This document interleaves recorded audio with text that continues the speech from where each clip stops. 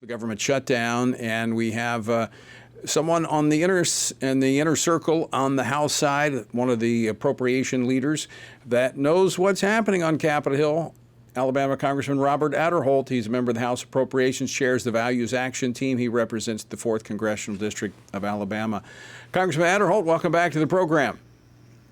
Tony, it's always good to be with you, and thanks for having me on. All right, are we any closer to seeing the lights turn back on? Well, I know your viewers just saw that report. It sounds like it's still in a holding pattern. You know, that the House is not in session, as you know. The Senate is in session. They're having every other day or so having a vote on opening up the government. And from the report, you saw there were Senator Thune is saying that they will continue to have the votes in the Senate. We have voted in the House. We voted to open the government. And we've sent it over to the Senate, but they cannot get it through that 60 vote threshold.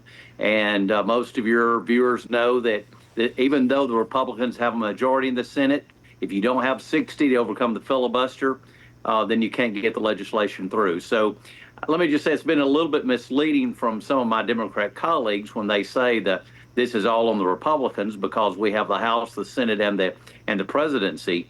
But the Senate doesn't operate that way. The Senate operates on the 60 vote rule with the filibuster, and that's why we cannot get movement on that appropriation bill to further the continuing resolution. Now, I know the Republicans in the House, while they've been back in their districts, there have been a number of calls as the leadership keeps the rank and file up to date. What's the latest in terms of it appears the Republicans are remaining unified? Yes, I had a conference call with the Speaker, with Leader Scalise, two of your good friends from Louisiana, and with Tom Emmer just this morning, and everything. It was very positive in the respect that we're holding together. We have done our work, as I mentioned. The plan right now is we'll be on a 48-hour notice. If something develops, all of us can get on a plane and be in Washington in 48 hours. And so it's given a lot of us opportunities to talk about some of this in our districts, to actually attend events that normally we would not get to do. So there is a silver lining in all this, that a lot of members of Congress have been able to be out in their districts when normally we'd be in Washington, and to visit with our constituents and to hear what's on their mind.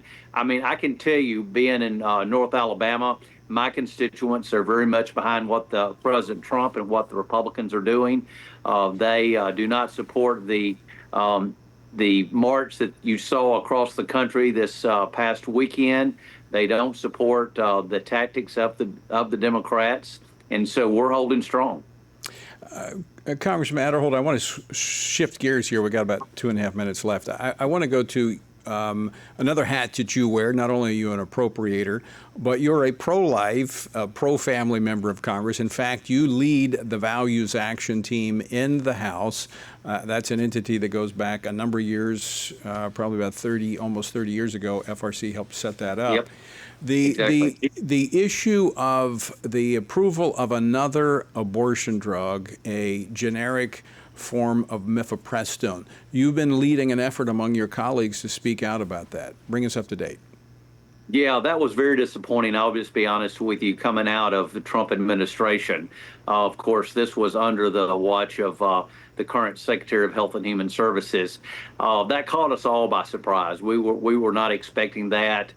We've been trying to find out the backstory, but we're trying to have them to recall that decision because, as you know and your viewers know, the drug is not safe. And it is, whether it's generic or whether it's a non-generic drug, this performs an abortion, and it is very dangerous for the mother. And it is just something that is very puzzling to us, and we're trying to get in the bottom of it. And members of Congress are coming out right and left in support of us trying to get the Department of Health and Human Services to pull this back. So I don't know what happened over there at the Department of Health and Human Services, but this is not something that I think most people who voted for Donald Trump would have expected.